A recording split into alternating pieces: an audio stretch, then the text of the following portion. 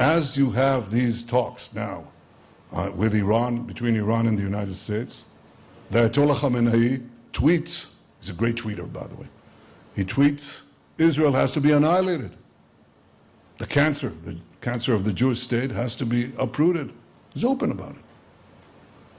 This is the scourge that we are dealing with. And of course, many are taken in by these protests or are cowed by them. More than anything else, they're cowed by them. They fear them.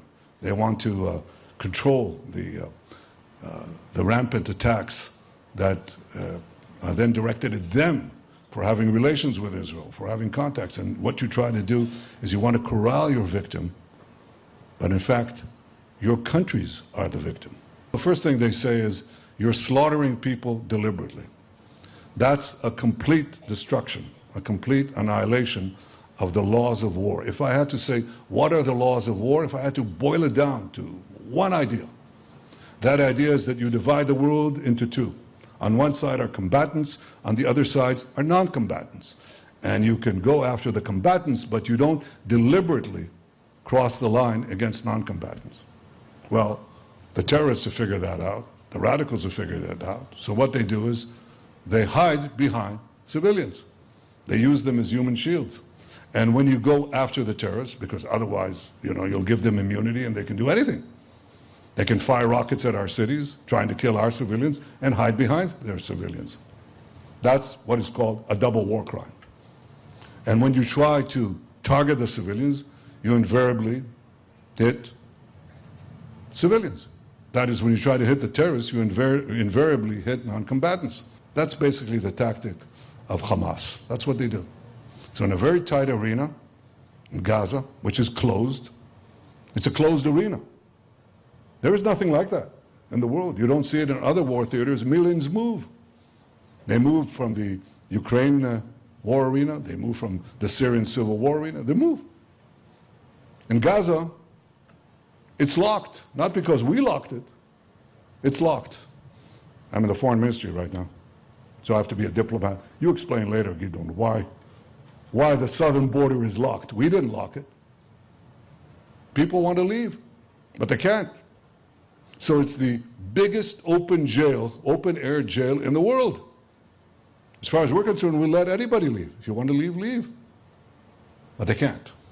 And within that locked arena, it's a very small place. It's like one of your big towns, big metropolises, okay? Within that, there are war zones, combat zones.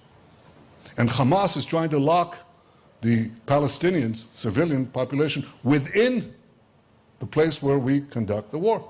That's what they do. So we supply them with about 1.8 million tons, 1.8 million tons of food and aid.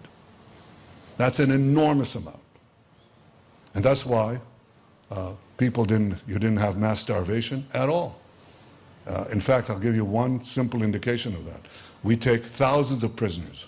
We sort them out into civilians and into combatants, and we photograph them.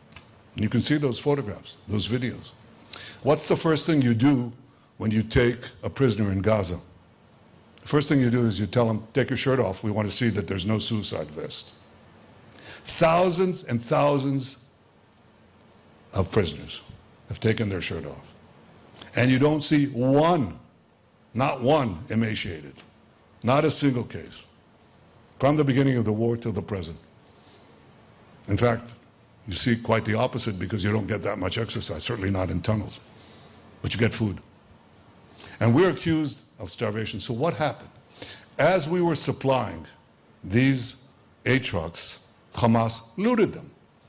They took a good chunk for themselves, and the remainder they sold to the civilian population at exorbitant prices. And thereby, they funded their own recruits, new recruits, because we were able to kill a lot of terrorists. So they have to replenish their war machine, their terrorist army.